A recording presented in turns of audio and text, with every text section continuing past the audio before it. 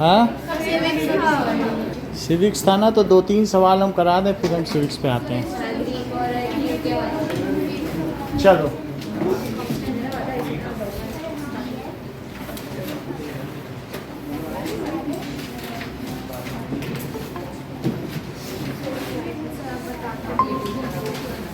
अभी अभी बस थोड़ा सा करा दें। अभी इन्होंने बोला है कि सर ये 2 सवाल भी।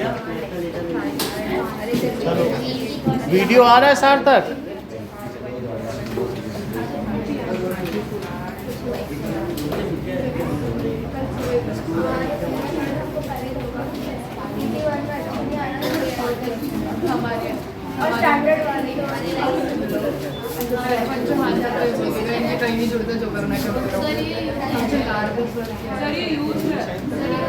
यूज्ड है तो बदल देंगे।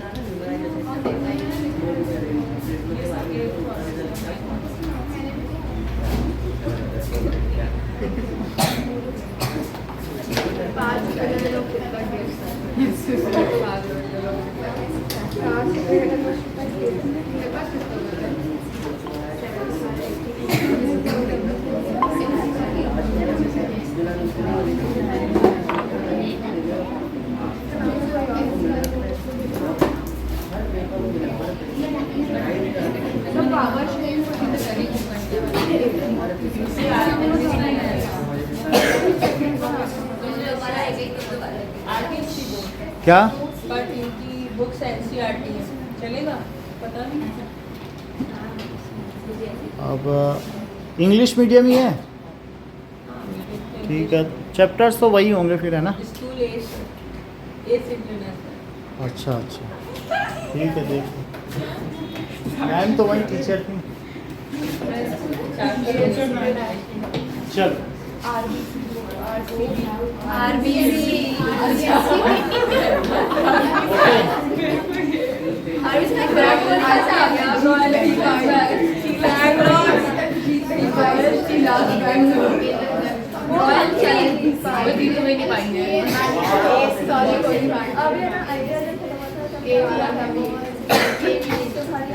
The Greek War of Independence.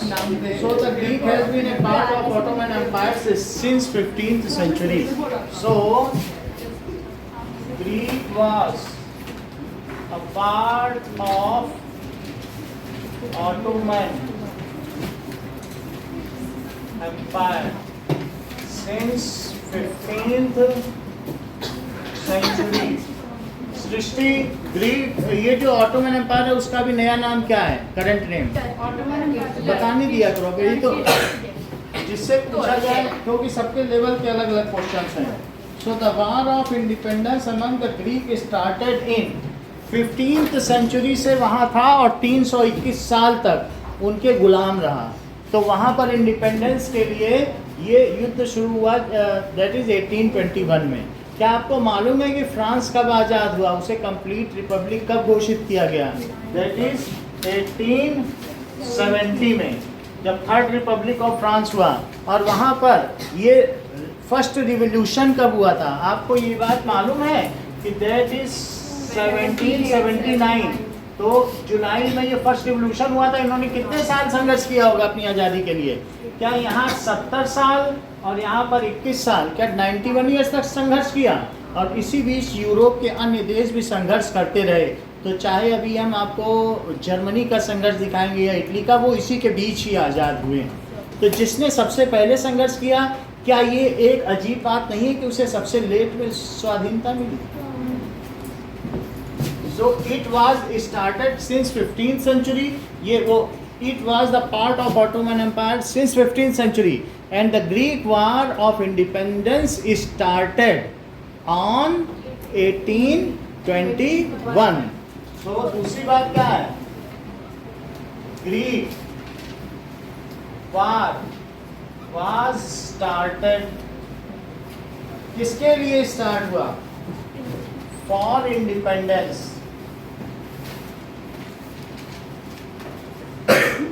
Was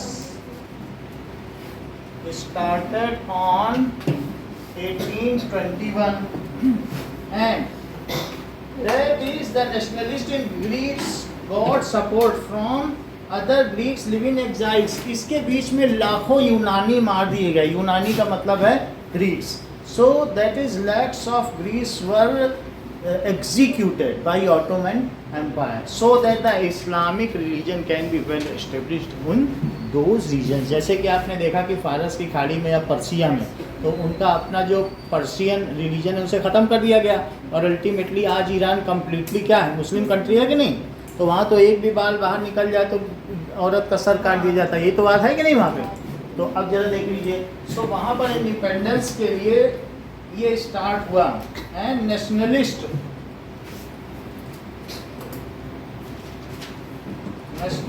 in Greece, इनको कहाँ से सपोर्ट मिला होगा? Greece got support, Greece got support from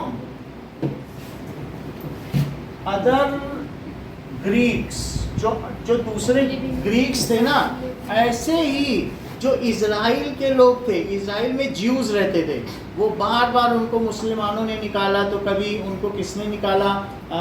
इन्होंने, दैट इज जेरूसलम, आपको मालूम है वहीं जीसस क्राइस्ट का जन्म हुआ था, वही आज इज़राइल की राजधानी है। तो वहीं पर कभी क्रिश्चियन कहते थे इज़राइल हमारा है, और कभी मुस्लिम आ जाते थे कि यहीं से तो मोहम्मद घोड़े पे उड़ के गए थे, पैगंबर मोहम्मद स्वर्ग चले गए, इस्लाम के वो प्रवर्तक। तो अब दोनों लोग लड़ते हैं कि इज़राइल हमारा है, वो हमारा है, तो इसलिए इज़राइल को खूब भगाया। लेकिन जब इज़राइल आज़ाद हुआ तो पूरी दुनिया में कभी 100 इज़राइली आए, कभी 20 इज़राइली आए, वो बाहर से आते गए, और एक साथ उन्होंने क्या किया कि खूब सपोर्ट किया इज़राइल को आज़ाद होने में। और आज इज़राइल की जो सेना है वो मोसाद है, वो कहीं पर भी दुनिया में अगर उसका कोई दुश्मन हो, छिपा बैठा, उसको जाके मार के आ जाती, किसी को पता ही नहीं चलता। तो इज़राइल जिसने स्ट्रगल किया हो, उसके बराबर में कोई भी एजेंसी नहीं है, खुफिया एजेंसी जैसी मोसाद की। उसका अगर किसी ने हाईजैक कर दिया प्लेन, तो सारे आतंकवादी मारे जाएंगे, मजाल है उसका एक आदमी मारा जाए। उसने ऐसे ऐसे कमाल दिखाए, और इंडिया ने उसी का सपोर्ट दिया है, और 21 खालिस्तानियों को मार गिराया, पता भी नहीं चला किसने मारा। इज़राइल हमारा फ्रेंड है, दैट इज नेतान्याहू, उनके नेता। तो आप समझ सकते हैं कि कितनी खुफिया एजेंसी है, ठीक है। और क्यों इज़राइल को, जब ज्यूज को सब जगह निकाला जा रहा था, तो इंडिया ने शरण दी थी, उसको आज भी याद रखता है। यहाँ भी उसके सिनेगॉग चमक रहे हैं, जो उनके धर्म स्थल है। Nationalist in Greece support from other Greeks in exile. अभी पूरी बात बताना, जो देश से निकाल दिए गए थे उनका सपोर्ट मिला। ग्रीक्स इन एग्जाइल का मतलब समझते हो, जिन्हें देश निकाला दे दिया गया हो, ठीक है। West European countries also have sympathy for independence of Greek as they were affected by the culture of Greeks. So European countries also supported for independence of Greece, ठीक है, as Greek culture was ancient, culture was oldest among them.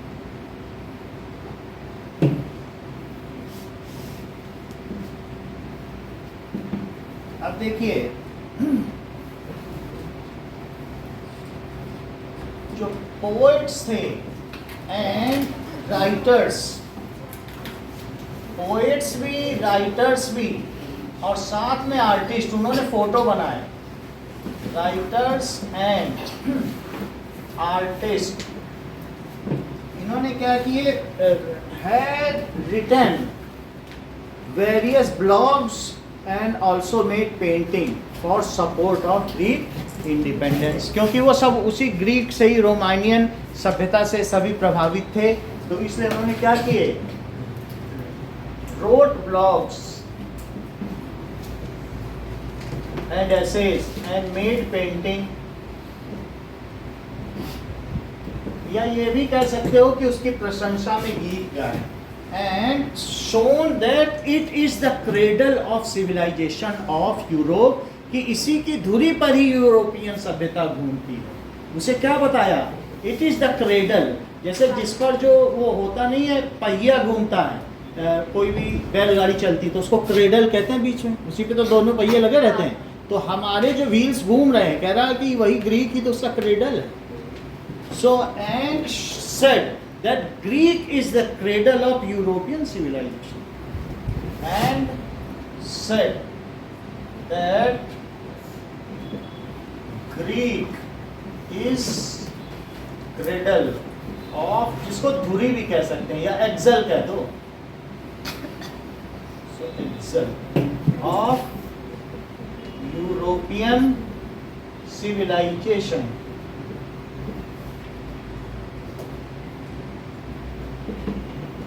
अब देखिए, Lord Byron the English poet, Lord Byron the English poet collected fund for Greek independence, ठीक है, collected fund and later on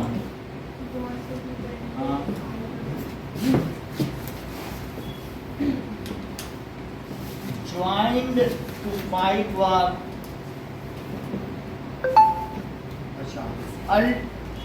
Finally, by the Treaty of Constantinople, कुस्तुनतुनिया की संधि के द्वारा ये 1832 में एक स्वतंत्र नेशन बन गया।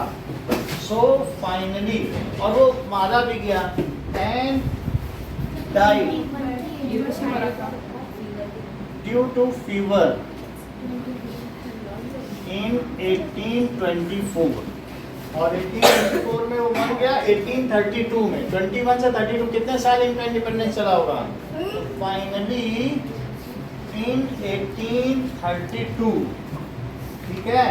सो बाई ट्रीटी, क्या आप बता सकती हैं अर्पिता ये ट्रीटी किसके किसके बीच हुई होगी? ट्रीटी ऑफ कॉन्स्टेंटिनोपल,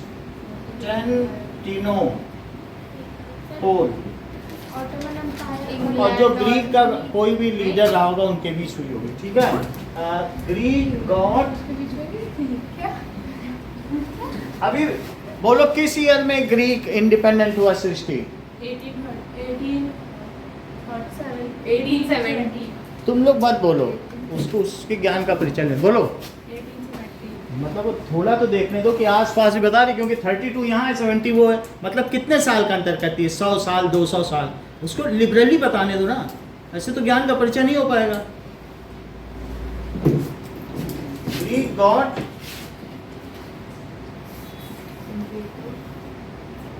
इंडिपेंडेंस, ठीक है, इसमें वो कर दिया। एक से पूछा कब हुआ, तो बोले 2300 में हुआ, अभी जबकि आया नहीं। तो बच्चे बहुत तेज हैं, आप उनके ज्ञान को एक्सप्लोर तो होने दो।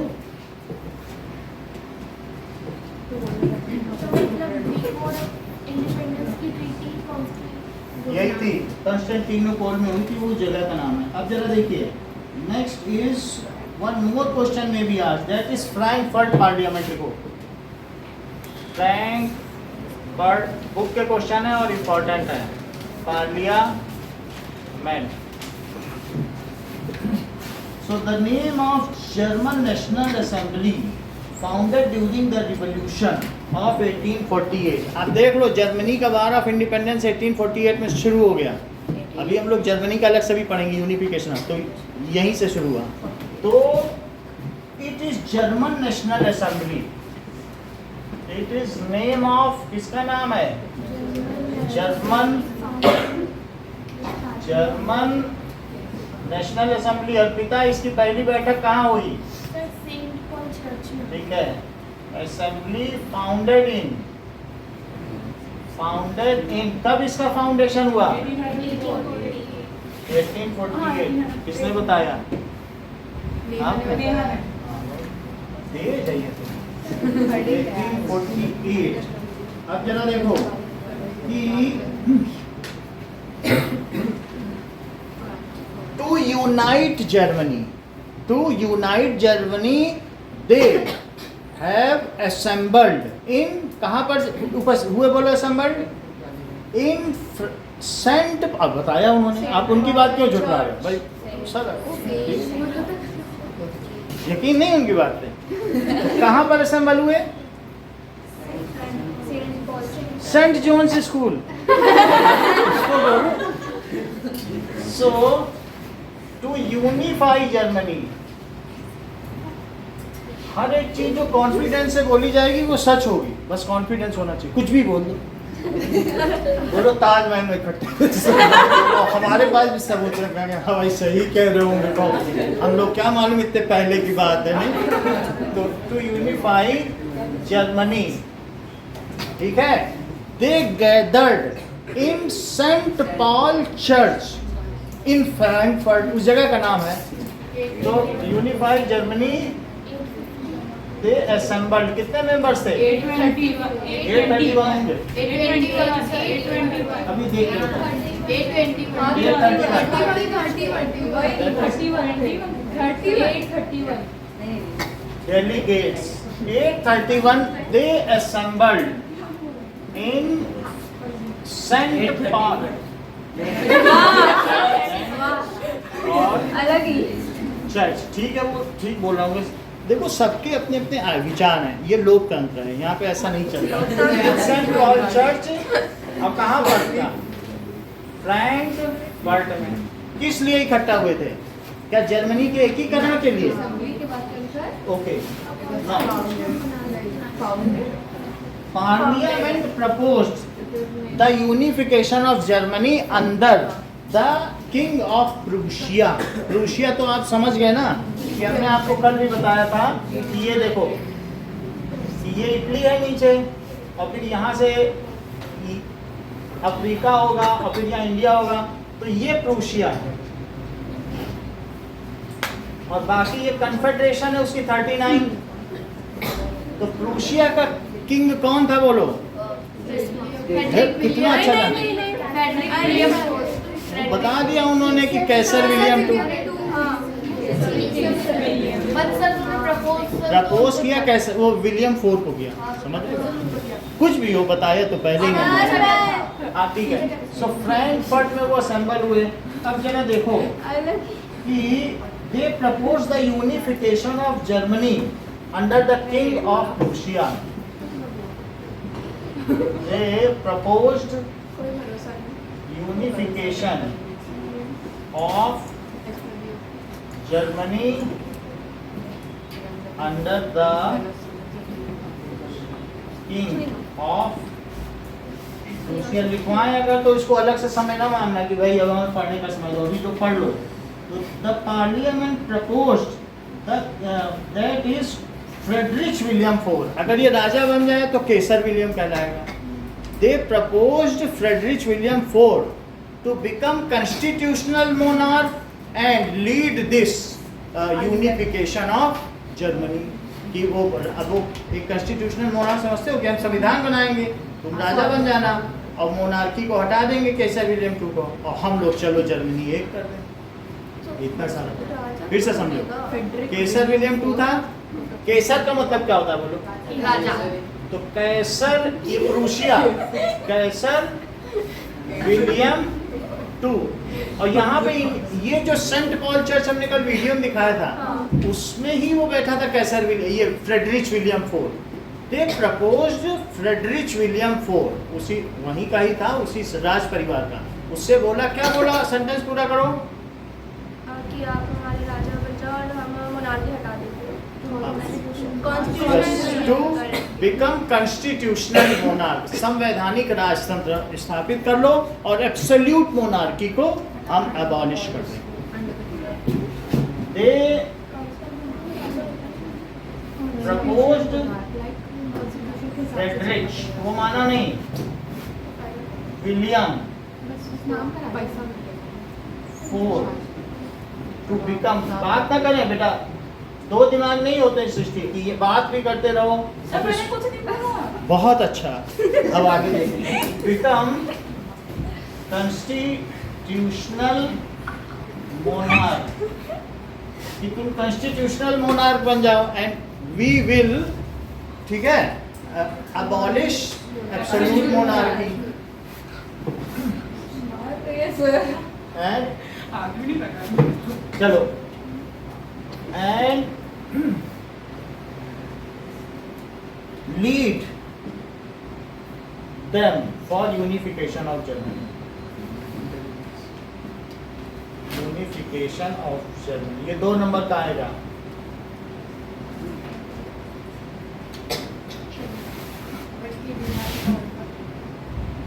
So this offer was rejected by Friedrich Wilhelm IV. Wilhelm. So बात यहीं से ही कहीं से आ रही, बात मत करो. Friedrich Wilhelm IV rejected this offer. चलो, the Greek War of Independence के बारे में बताइए Anshika. Sir, it was a part of Ottoman Empire since 15th century, and the War of Independence was started on उधर मत देखो. was started on 1821. जर्मन, ये Greek है ना. हाँ, Nationalist.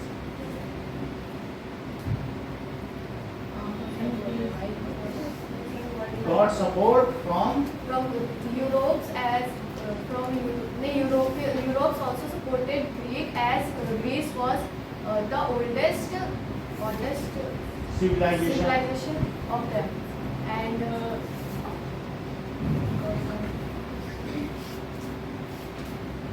Greek has got support from Greeks living in exile.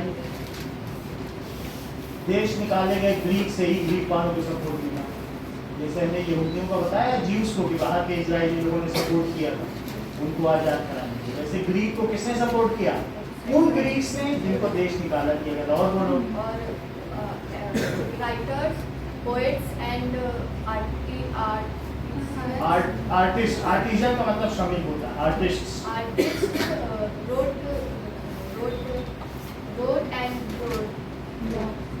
wrote laws and made paintings for motivating this independence. ठीक है, promoting people and said that Greek is the cradle of European civilization. और बोलो एक point. Ernst रेनन बोलो ना, उसमें वो था, ये था क्या? तो अर्नस्ट रेनन बोलो. Lord Byron, the English poet.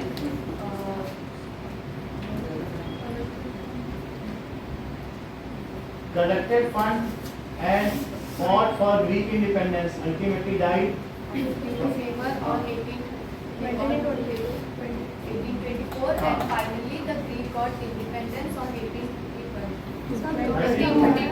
by late date. बोलो. Treaty कॉन्स्टेंटिनोपल, कुस्तुनतुनिया की संधि के द्वारा ग्रीक को आजादी मिली. चलिए, नाउ फ्रैंकफर्ट पार्लियामेंट. सर लेख लिखो. अभी पूछ रहे हैं. अब देखो, अभी उनसे पूछा था, ये तो पक्षपात है. सर, सर हम पूछ. अच्छा ठीक है, तो German Parliament in Frankfurt in a Frankfurt Church to unify Germany. 831 elected members. रुक जाओ, वो सुन तो लो.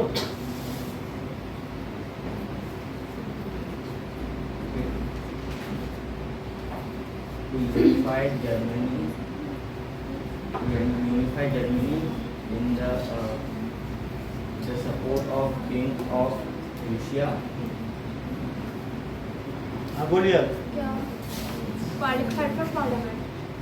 It is a German National Assembly of Germany. It is name of. हाँ, it is name of German National Assembly. It is founded on 1824 and 1824 पे हुई थी. आप बोलो. 48. Frankfurt Parliament is the name of German Parliament, which was made in 1848.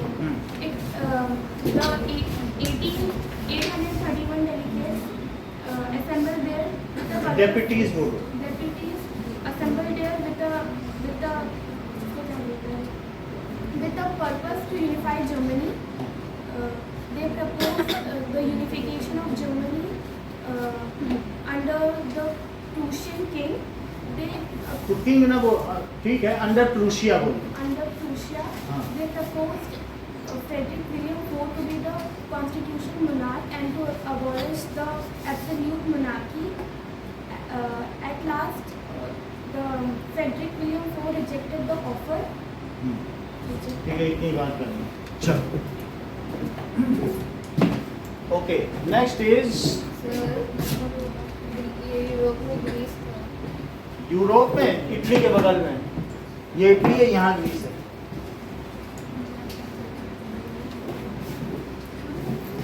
और ये है Greece. इसी पे ऑटोमन एम्पायर का साम्राज्य. और इसके इतने हिस्से पे भी ऑटोमन.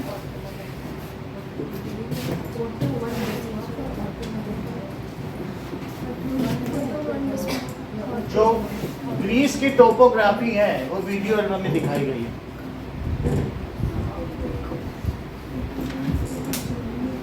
चलिए,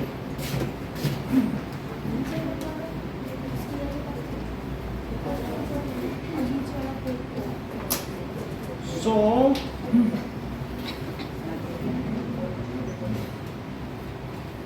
द रोल ऑफ वुमेन, ये इंपॉर्टेंट क्वेश्चन है, इन नेशनलिस्ट स्ट्रगल.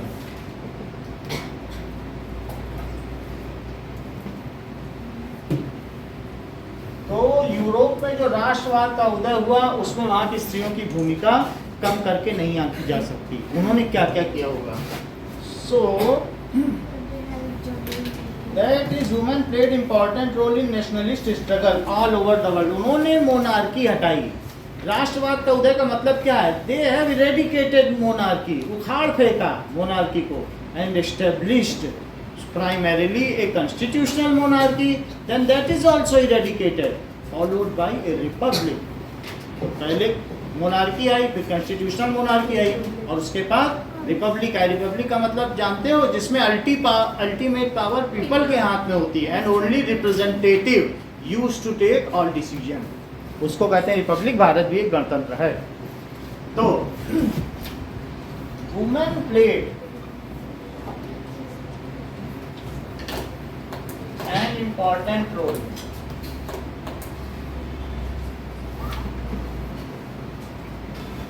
और फेडरेशन का क्या मतलब होता है सृष्टि? एक रिपब्लिक होता है, एक फेडरेशन. ये सही बताने. देखो संघवाद कितना अच्छा बताया कि that is it is collection of various states. ठीक है, फेडरेशन समझ रहे हो? हमारा एक फेडरल स्ट्रक्चर है जिसमें राज्य को ऑटोनॉमी दी जाती है, उन्होंने बताया, और उन सब के बीच फ्रेटर्निटी, भाईचारा होता है, जैसा कि इसका अच्छा. चलो, सो दैट इज, और ये भी इन्होंने बताया कि फ्रेट्रियार्की यानी पिता का शासन, और मैट्रियार्की मतलब हर चीज देखिए इन्होंने कितनी अच्छी तरह से समझाया. चलो, played an important role in nationalist struggle.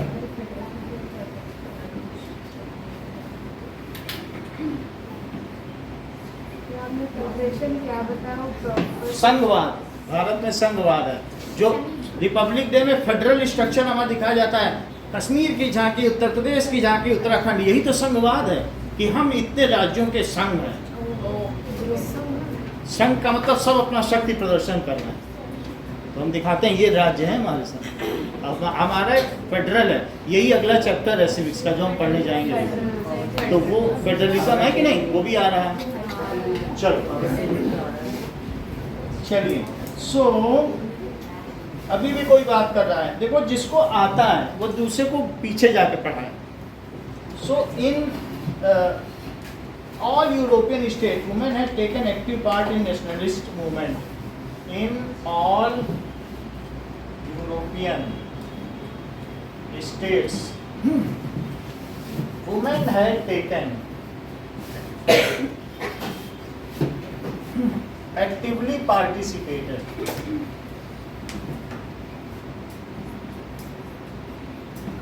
in this movement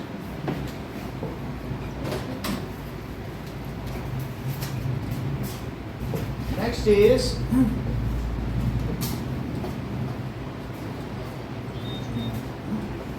the issue of political rights to women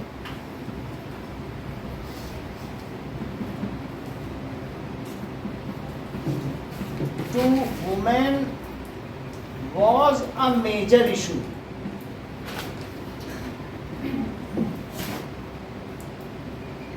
Of that time, some European country had accepted it, however others have denied.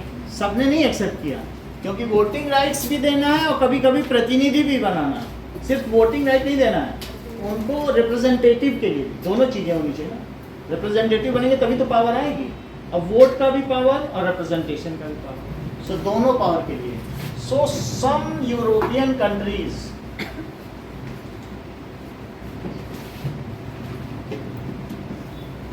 accepted it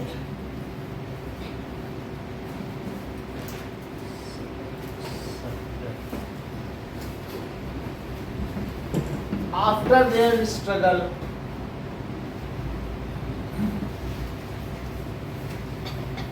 However, others had not.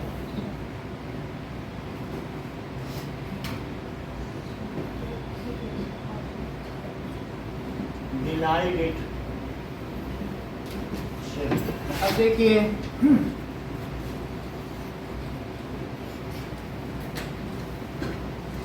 so that is voting right is called suffrage. इसे क्या कहते हैं? Suffrage was denied in most of the country during assembly elections. तो voting rights उसी चीज को फिर से लिखा रहे हैं, voting rights, that is suffrage. और यूनिवर्सल एडल्ट फ्रेंचाइजी का क्या मतलब होता है? 18 प्लस वोट दे सबको देना। और एक सफरेज का मतलब सिर्फ होता है वोटिंग राइट, सफरेज का मतलब voting right. So suffrage is denied for women, ठीक है, after their long, even after their long struggle in most of the first वाले में women played an important role in nationalist struggle. और दूसरा देखें, voting right is denied in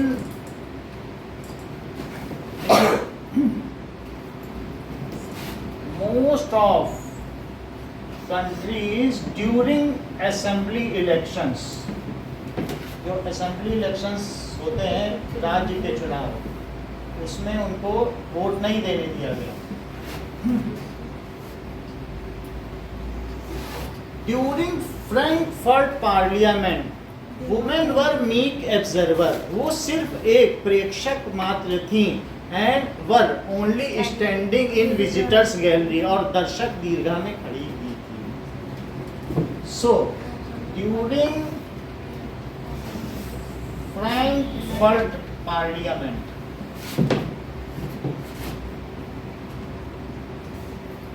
so women were permitted as observer, and उनको सिर्फ ये दिया गया कि to stand in visitors gallery।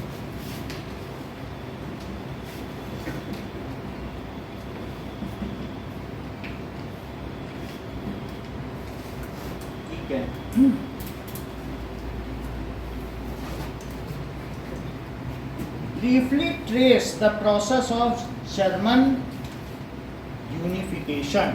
Germany के एकीकरण की अवधारणा को संक्षिप्त व्याख्या करिए। सर मतलब फिर वुमेन्स को मतलब उनका रोल क्या था लास्ट में? शुरू में तो आप ब्रेड रेड के लिए लाइन लगाती थी कि धीरे धीरे अभी तो सबसे ज़्यादा यूरोपियन कंट्रीज में ही फीमेल को राइट है, उनको बिल्कुल इक्वल राइट है, जो मेल को राइट है वही फीमेल को, और कहीं नहीं है।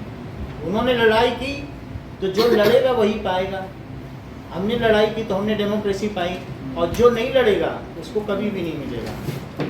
इराक को उसने दे दिया अमेरिका ने कि हमने सद्दाम हुसैन को उठा के इनको लगा दिया, लेकिन ऐसे कोई डेमोक्रेसी दे दे, अच्छा हट गए सद्दाम, डेमोक्रेसी आ गई, अच्छा चली भी गई, तो हम सो रहे हैं चली गई, हम बैठे बैठे सोचे आ गई चली गई, और जिसने खून बहाया हो वो जाने देगा डेमोक्रेसी। तो हमारे जब पुरखों ने खून बहाया, ऐसे कैसे ले लोगे?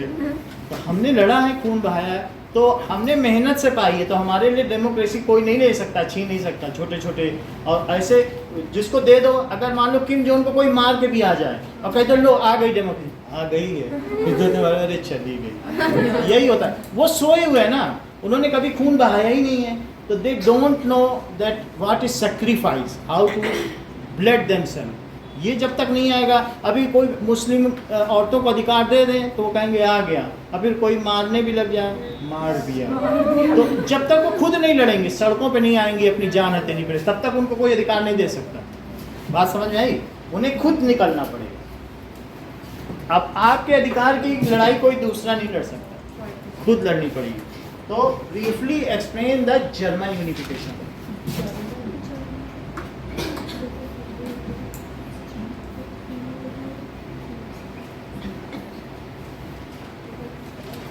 मान लो कि अभी जैसे दो पिज्जा आए, एक इनको मिल गया, एक देवव्रत को मिल गया, तो कहेंगे ऐसे कैसे दे दोगे, मैं बड़ी बहन हूँ, दोनों मुझे दो। भाई अधिकार के लिए लड़ना पड़ेगा, नहीं तो फिर एक वो खा लेगा, होगा कि नहीं? और नहीं तो एक खाएगा वो। अब देखते रहो, देखिए पहली बात, ये जो जर्मन यूनिफिकेशन की प्रक्रिया है ये कब शुरू हुई?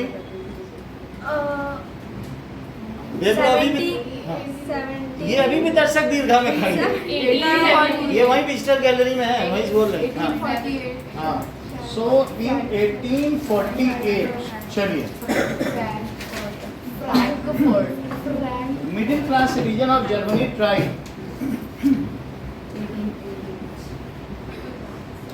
सिटीजन। बता सकती हो दोनों दो राइटर्स के नाम जिन्होंने इसमें अच्छी भूमिका निभाई हो? बोलेंगे तो विजिटर गैलरी में ग्रीन ब्रदर्स, जोहान गॉडफ्राई। लोग पूरा बता दो। एक तो बता दो। सो मिडिल क्लास सिटीजन इन्होंने क्या किया? ऑफ जर्मनी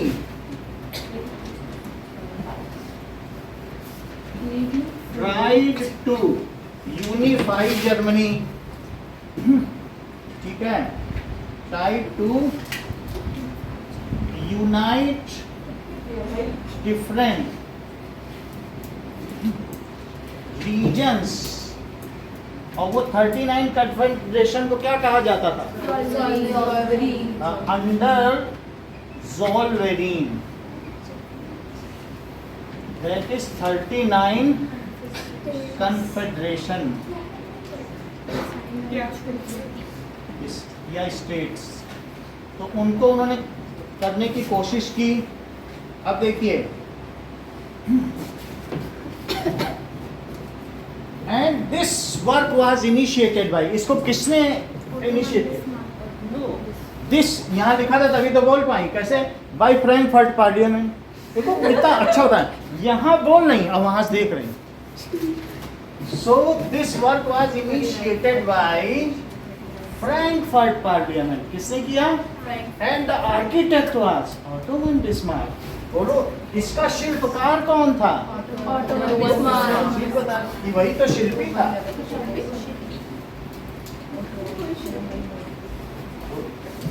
सुना नहीं है शिल्पा बिंदी 4 चांद लगाए। So this work was initiated by Frankfurt Parliament। एक क्वेश्चन में दूसरा क्वेश्चन छिपा है। पार्लियामेंट एक 31 डेप्यूटीज, ठीक है, assembled। आज दिव्यांशी सेंटेंस पूरा करो। दिव्यांगी बोलो, रुक जाओ। assembled in St. Paul Church in Frankfurt. हाँ सही, assembled in St. Paul Church in Frankfurt City। तो सेंट पॉल चर्च में वो इकट्ठे फॉर दिस पर्पस, बहुत ज्यादा इसके बारे में नहीं लिखना, इतना ही ठीक है।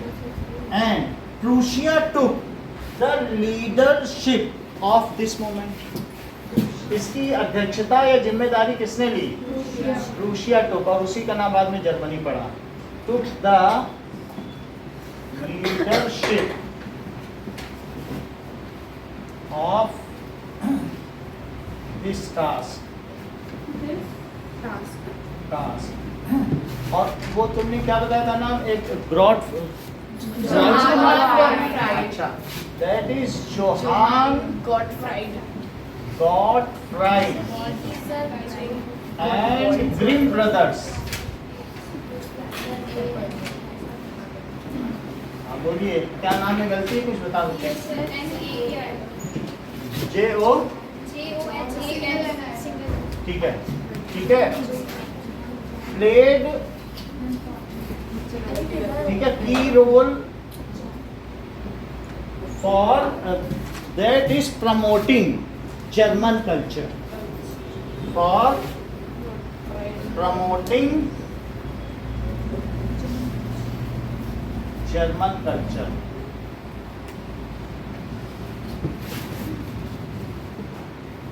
Who was architect of this? The king of Prussia, बेटा कौन था उस समय? क्या नाम है आपका?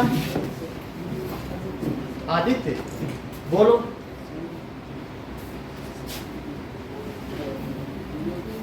हाँ, देखो कैसर विलियम टू बोले, उसका मंत्री कौन था? तो ये सब जानते हैं। तो इन्होंने दोनों बातें बोल दी कि ठीक है। तो अब देखो हमने आपका प्रमोशन कर लिया, अगली बार सरपंच में हमें ही जिताना है आपको। आप ही ने दोनों बोला, ठीक है। तो that is the king of Prussia, कौन था? That is Kaiser William two initiated this process and the clever minister Otto von Bismarck was architect. इस नए भवन के निर्माण या जर्मनी के एकीकरण का मुख्य शिल्पी कौन था? कौन मेंशन था? जो मेंशन कौन था? वही Otto von Bismarck. So Prussian king Kaiser Wilhelm two and his clever, ठीक है, इनिशिएटेड दिस प्रोसेस। हाँ, इनिशिएटेड दिस प्रोसेस एंड उसके लिए हिज चीफ मिनिस्टर, बात नहीं करिए, chief minister, so Otto von Bismarck was architect of this, वो उसका आर्किटेक्ट था। Had played key role लिख सकते हैं, ज़्यादा इधर उधर की बात ना लिखे, क्या लिख सकते हैं? Had played key role। अब जरा देखिए, so after 7 years long war with 3 countries, बोलो अपनी कौन से 3 कंट्री? रुक जाइए,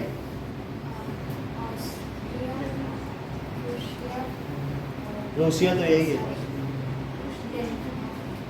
ऑस्ट्रिया, हाँ बोलो, फ्रांस, ठीक है। सो इन 3 wars of 7 long years, 7 सालों में इसने क्या किया बताओ? 3 लड़ाइयाँ लड़ी। देख लीजिए, यहाँ पर हमने आपको बताया था ये इटली है, और यहाँ पर ये बोलो इस तरीके से जो छत्र है वही इंग्लैंड है।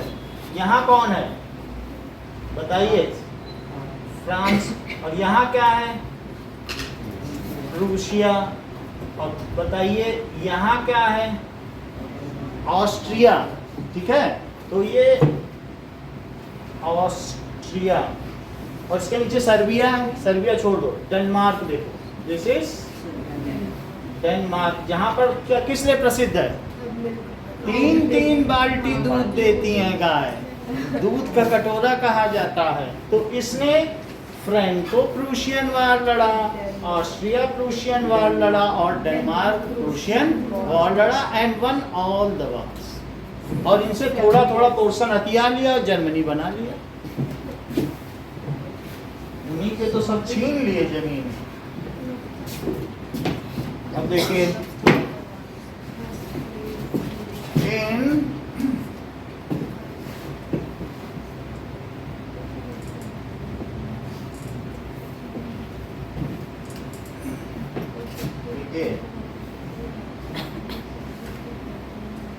in 3 wars of 7 long years as Austria Prussian war, Franco Prussian war,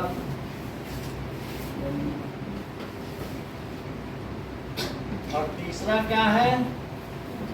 and Denmark Prussian. अभी डेनमार्क जो है ना वो स्वीडन की राजधानी है। तो Denmark Prussian war, so war fought, ये लड़े गए, and Prussia won in all threes. Prussia जीत गया ऑल थ्री। क्या एकलव्य आप मुझे बता सकते हैं कि कैसर विलियम II की ताजपोशी कहाँ हुई? हर चीज तुम जानते हो। दैट इज वर्सलीज के महल में, हॉल ऑफ मिरर्स। तुम्हें इतना सब कैसे पता है? करो। अच्छा, बुक में कैसर विलियम वन लिखा, जरा चेक करो। आपको है क्या? हम देखें। हाँ? नहीं है? अच्छा, सिविक्स के लिए आप क्या लिखा बताओ, कौन बता? 1 है कि 2? देखो इसमें चेक करके बताओ। केसर लिखा है।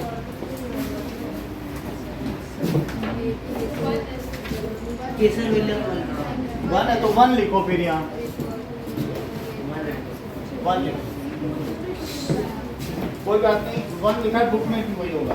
चलो, तो अब लिखो इसके बाद क्या हुआ? अब इसके बाद इन 1871 में देख लो, कब से लड़ाई शुरू हुई? 48 से। कब तक हुआ? कितने साल लग गए? 50 और 20, क्या 23 साल लग गए? 23 years। काउंट करो। So in Prussian king William I, Prussian king William I, ठीक है, किंग। और कहीं ये भी कैसर विलियम II का भी कहीं नाम आया है क्या कि नहीं है? विलियम I, ठीक है। Proclaimed German emperor, proclaimed German emperor, Germany बन गया एक राष्ट्र, क्योंकि जर्मन एक संस्कृति थी नीली आंखों वालों की। एम्परर इन पैलेस ऑफ, कौन से महल में? जो वर्सलीज नगर में ही था। सो हॉल ऑफ मिरर में ये काम हुआ है। Palace of Versailles, Versailles. इसके बाद इन दिस प्रोक्लेम, वो प्रोक्लेम, और ये हो गया प्रोक्लेम्ड जर्मन एम्परर। उसने खुद को सम्राट घोषित कर दिया। So in this way unification of Germany was completed. Sakshi repeat करो. In 1848, middle class citizens of Prussia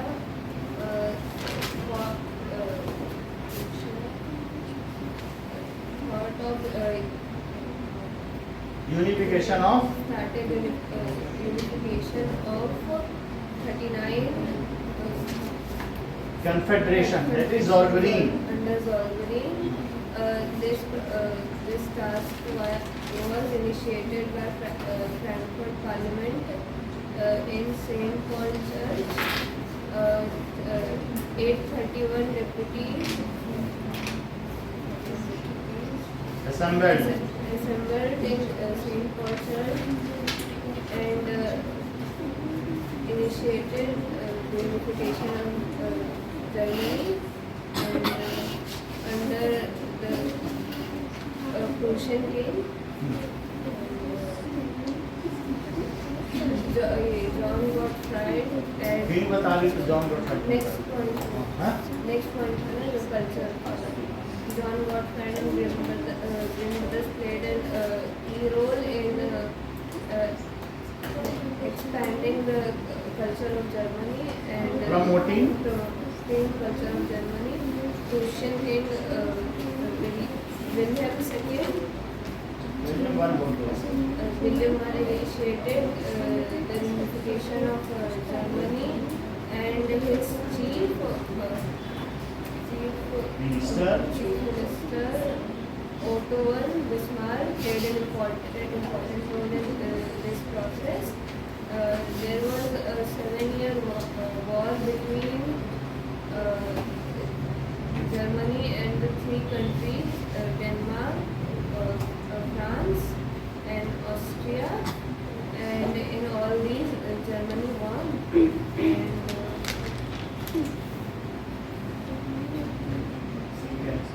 And the process of unification of Germany was completed in 1871 and Kaiser William first proclaimed himself as the king of Germany. ठीक है. इसमें तो emperor of Germany का है लेकिन इसके बाद चांसलर हो गया. In palace of Versailles. बस ठीक है. अच्छा बताया आपने. अब देखो एक और क्वेश्चन आपकी बुक का है जो इम्पोर्टेंट है. Sir, political. That is what who were Mariani and Germania and what was the importance of the way in which they have been portrayed. Question: who were Mariani and Germania?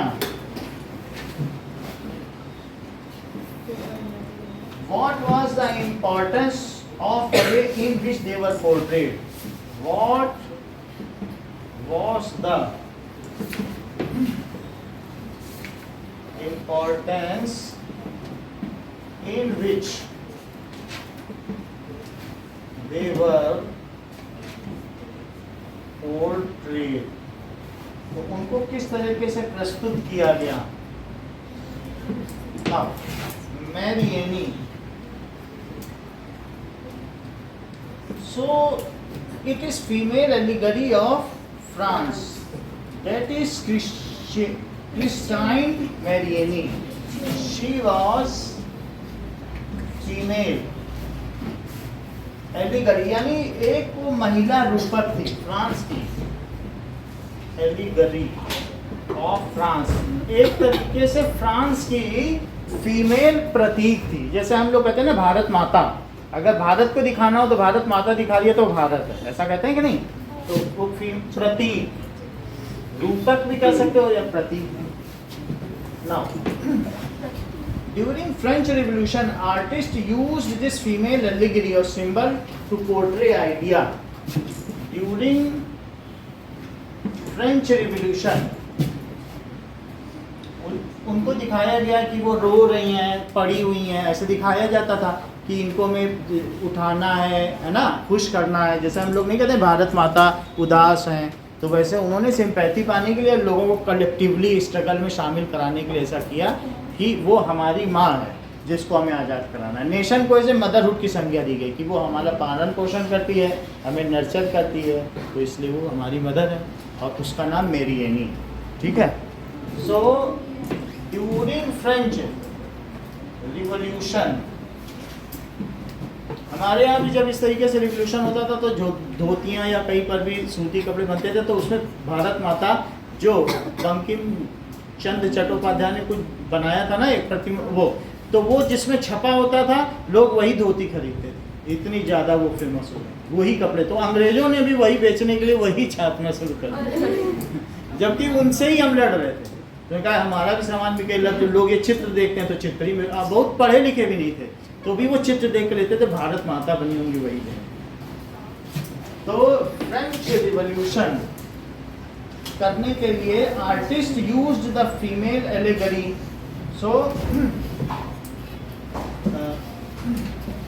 She was symbol of liberty. तो वो symbol बन गई थी liberty के, आज़ादी के प्रतीक बन गई थी। जस्टिस एंड द रिपब्लिक, देखो लिबर्टी अलग चीज है और जस्टिस, लिबर्टी मिल जाए और न्याय ना हो, सब लोग आजाद हैं और सब लोग छड़ी घुमाने लगे दूसरे का सर फोड़ने लगे, तो जस्ट लिबर्टी के साथ क्या होना चाहिए? एंड रिपब्लिक, रिपब्लिक का मतलब power, real power is in hand of people, वो रिपब्लिक कहलाता है, गणतंत्र, दैट इज रिपब्लिक।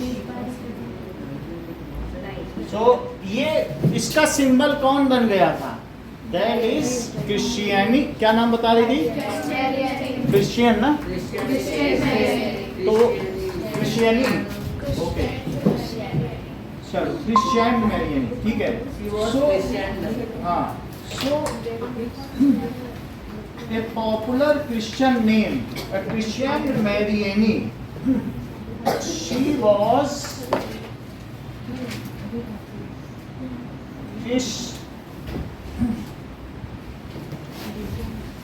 Mariani। एक वहाँ पर कोई इस तरीके से हुई होगी जिसने बहुत लोगों की हेल्प की होगी, तो उसका एक कैटेगरी बना दिया कि यही अब हमारी बनी। किसी गांव में रही होगी, वो सबका भला करती होगी, तो पॉपुलर नेम था वहाँ। जैसे नहीं है सेंटा क्लॉज जो सबकी मदद करते हैं, वैसे ही चाहिए। So Christian Mariani, she was Christian Mariani, a popular Christian name in France, a popular Christian name in France. अब जरा देखिए कि his characteristic was drawn from liberty, so she was wearing the red cap, the tricolor wardrobe या dress, and that is the cockade। cockade का मतलब वो जो बैतूल का मुकुट लगाया जाता है, that is olive oil का, है ना। तो cockade का क्या मतलब होता है? कुछ लिखा है क्या बुक में? पिछली बार भी हमने ये देखा था, वही चीज है। तो इस तरीके से she was wearing the red cap, wearing red cap समझते हो किस लिए होता था? हाँ, that is जो स्लेवरी के बाद फ्रीडम होता था। ट्राई कलर ड्रेस, कौन से ड्रेस थे? ब्लू, वाइट, रेड ड्रेस, जो सिंबलाइज किसको करता था? Symbolising national flag of France, national flag of France, जिसको नेशनल असेंबली ने प्रमोट किया था फ्रांस। एंड और तीसरी चीज कॉकेड भी पहनती थी। तो इसका मतलब है कि ऐसे कांटों का मुकुट, कांटों नहीं होता है, वो पत्तियों का बनाया जाता है ना, कॉकेड। अदरवाइज ये ईसा मसीह को, जीसस क्राइस्ट को कांटों का मुकुट पहनाया गया। तो ये एक तरीके से इन लोगों में, यूरोपियंस में ये बहुत पवित्र माना जाता है, ईसाइयों में।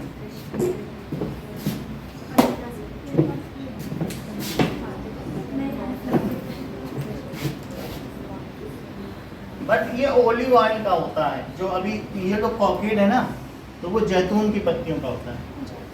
जैतून की पत्तियों, ओलिव ऑयल सबसे महंगा तेल है, 900 रुपये किलो। अगर वो खा लो या ओमेगा 3, तो उससे क्या होता है कि फैट रिड्यूस हो जाता है बॉडी में। तो कहते हैं ओलिव ऑयल में हमारे यहाँ बनी सब्जी है, जैसे कहीं होता नहीं तो कम होता। जैतून के तेल में अगर खाना खाएंगे तो वो हेल्दी ऑयल माना जाता है। ठीक है, दैट इज जर्मेनिया।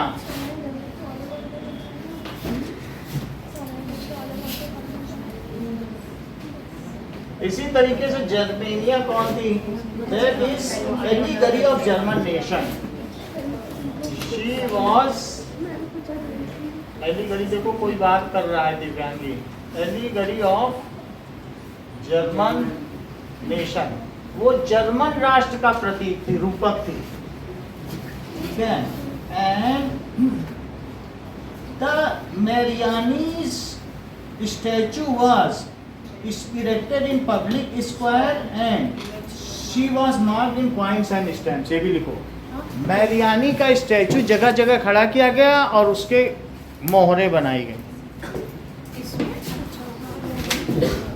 आपके बुक में दिखाया गया है, Marianne's statue was erected in public square। जैसे पब्लिक स्क्वायर नहीं है, एक ऐसे जगह, erected in public square and stamps and coins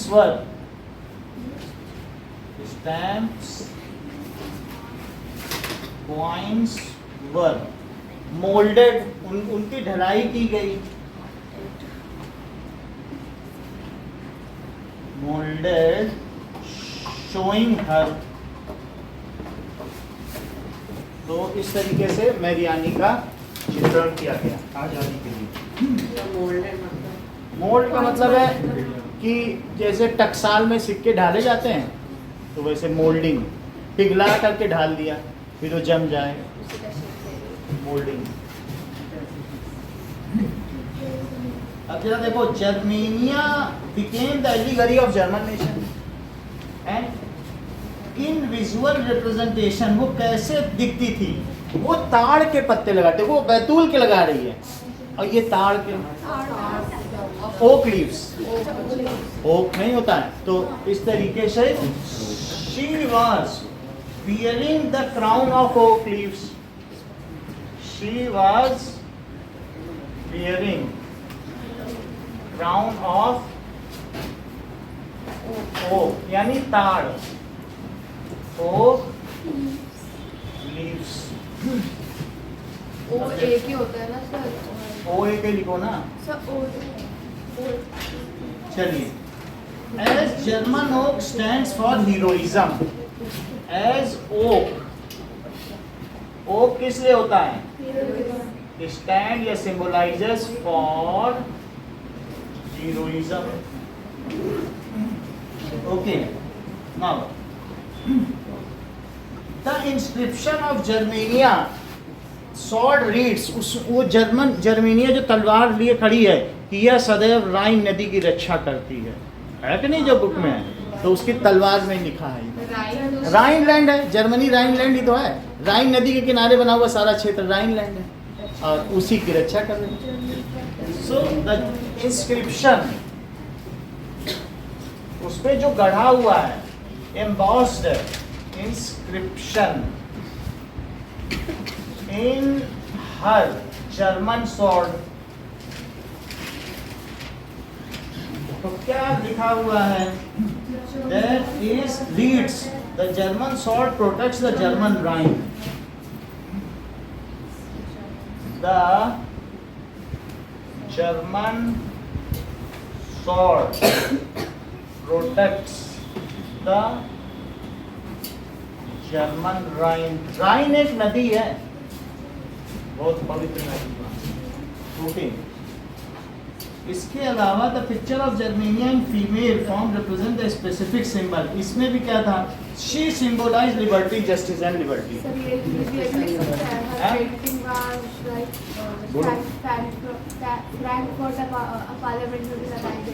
हाँ, और वो किसने बनाई थी? कार यही ना। सो ठीक है, सो शी सिंबलाइज किस, वही चीज लिखो, लिबर्टी, जस्टिस एंड, ये तीनों चीजें मिलेंगी तभी सभी को सुख मिलेगा। रिपब्लिक भी होना चाहिए, लोगों का शासन, ठीक है। Now okay, now next is how did nationalist tension emerge in Balkan. Balkan क्षेत्रों में किस प्रकार से तनाव उत्पन्न हुआ और बाल्कन राष्ट्रों का किस प्रकार से उदय हुआ। हमने आपको बताया था ऑटोमन एम्पायर में किस तरीके से था, तो मैं वो थोड़ा सा बाल्कन का आपको दिखाऊंगा भी कि क्या उसकी टोपोग्राफी है, और फिर इसको लिखो, ठीक है। जैसे इन्होंने कहा कि बाल्कन वाले क्वेश्चन में पिछली बार भी इन्होंने पूछा था, जबकि ये 9th में थी, तब भी बोली थी कि सर बाल्कन का थोड़ा सा हमको समझा दो। तो पिछले साल भी ने समझाया था, लेकिन अभी भी कुछ रह गया है, तो वो हम कंप्लीट करा देते हैं। भाई आपके में यही है ना, बाल्कन इंडिपेंडेंस मतलब बाल्कन, छोटे छोटे बालक बाल्कन खेल रहे हैं, नहीं ठीक है। So why did nationalist tension emerge in Balkan, why did nationalist tension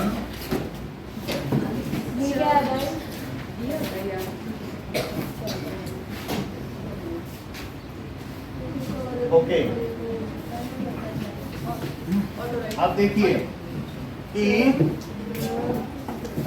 आगे देखिए, आता है तो भी दिव्यांगी, ये नहीं कि मतलब जैसे हमें आ रहा है सर को, सर वही कैरेक्टर का बोल रही थी। हाँ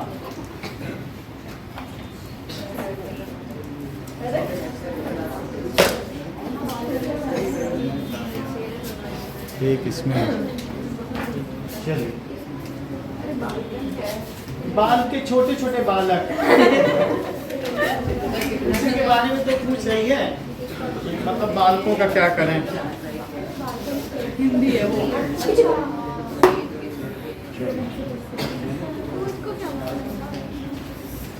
सर इसी के साथ वो यूके वाला अगर होगा वीडियो साथ में, कौन सा? हाँ वो क्वेश्चन नंबर लिखिए। हाँ वो भी करा रहे हैं।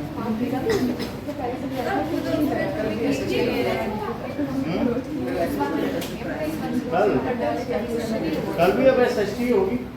पहला पेपर किसका है? कल फिर भी SST परसों में छुट्टी है। कब? कल सबकी छुट्टी है क्या?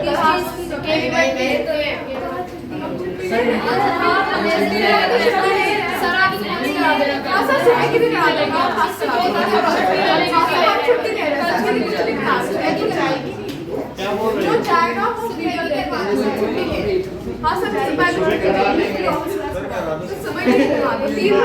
ठीक है, ओके ओके। नाउ हम नेशनलिज्म इन इंडिया इसके बाद ही करा देंगे। कल 2 क्लास लेंगे, दोनों। अभी देखो आपको ये चैप्टर लगभग कंप्लीट होने वाला है, आपको मालूम भी है। जायसवाल क्लासेस जोधपुर, रुक जाओ।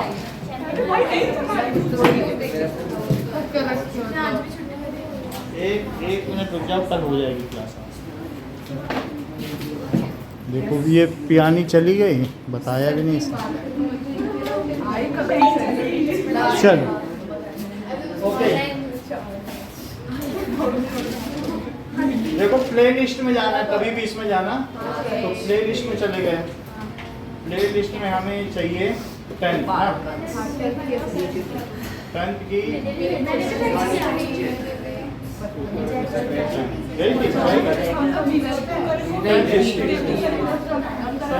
अब इसमें हम लोग ले लें राइट्स ऑफ नेशनलिज्म।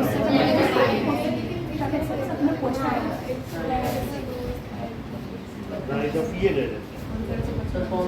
यही होगा। नमस्ते बच्चों, how nationalism rose in Europe from dynasty from the monarchy, कैसे डिफरेंट यूरोपियन कंट्रीज में नेशनलिज्म आया। हम फ्रेंच रेवोल्यूशन से देखेंगे कि लोगों अब हम ने बाल्कन कैसे स्टेट पे आ जाते हैं। revolt किया। चलो उस समय गुस्सीपी गैरीबाल्डी भी ने भी इटली के यूनिफिक यहाँ देखो, ये देखो ग्रीक वार भी देखो, थोड़ा सा दिखा दे। इटली, तो ये किंग बन गया और first prime minister Camillo de Cavour बन गया। कैमिलो डी काबूर गैरीबाल्डी एक बहुत वफादार व्यक्ति था जिसने विक्टर ये तो गैरीबाल्डी वाला है ना? बनाते हुए दिखाया गया है कि हमें कैसे इससे वो मतलब नहीं है, ये छोड़ो। गैरीबाल्डी आप देख सकते यहाँ हैं तक हो कि गया था, के अंदर सब छोड़ो। चर्च है। ये देखो ये इटली है। वो kingdom of two Sicilies, so it was two Sicilies अलग छोड़ दो, अलग। ये सब इटली है, देखो ऊंचा ऊंचा। Now we will see अब यहाँ how से- the Greek War of Independence has taken place. Ottoman Empire ने वहाँ पर 18,000 ग्रीक्स को, इनोसेंट ग्रीक्स को मार दिया गया और ये रोमानियन पिक्चर से दिखाया जा रहा है कि ग्रीस पर कितना अत्याचार